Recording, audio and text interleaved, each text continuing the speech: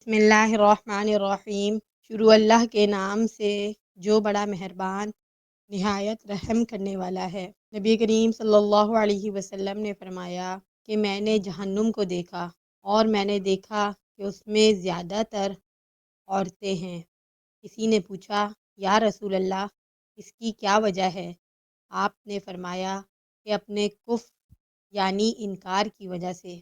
پوچھا گیا کہ اللہ تعالیٰ کا کفر یعنی انکار کرتی ہیں؟ آپ صلی اللہ علیہ وسلم نے فرمایا کہ شوہر کا اور احسان کا کفر کرتی ہیں۔